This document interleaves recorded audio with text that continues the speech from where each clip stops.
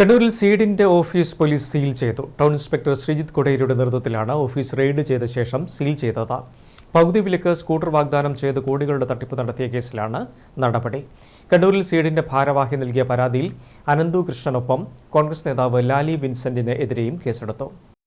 പകുതി വിലക്ക് സ്കൂട്ടറും ഗൃഹോപകരണങ്ങളും വാഗ്ദാനം ചെയ്ത് സീഡ് സൊസൈറ്റിയുടെ പേരിൽ കണ്ണൂർ ജില്ലയിൽ നിന്ന് മാത്രം 2000-ലധികം പേരിൽ നിന്ന് പണം പിരിച്ചതായാണ് പരാതി. തട്ടിപ്പിന് ഇരയായവർ ബുധനാഴ്ച രാവിലെ കണ്ണൂർ സിറ്റി പോലീസ് കമ്മീഷണർ ഓഫീസിൽ കൂട്ടമായി എത്തി. കണ്ണൂരിലെ സീഡിന്റെ ഓഫീസിൽ ടൗൺ ഇൻസ്പെക്ടർ ശ്രീജിത്ത് കൊടേരിയുടെ നേതൃത്വത്തിൽ റെയ്ഡ് നടന്നു. സീഡ് ജില്ലാ ഓഫീസ് രേഖകൾ പോലീസ് പിടിച്ചെടുത്തു. ഓഫീസ് സീൽ ചെയ്യുകയും ചെയ്തു. കണ്ണൂരിൽ സീഡ് ബ്ലോക്ക് സെക്രട്ടറി പി മോഹന്റെ പരാതിയിൽ ടൗൺ പോലീസ് കേസെടുത്തിട്ടുണ്ട്.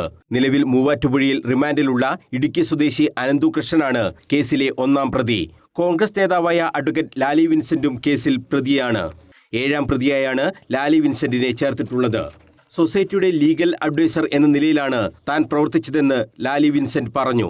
പരാതിയുടെ അടിസ്ഥാനത്തിലാണ് ലാലി വിൻസെന്റിനെയും പ്രതി ചേർത്തതെന്ന് city police commissioner P Nithin Raj വ്യക്തമാക്കി.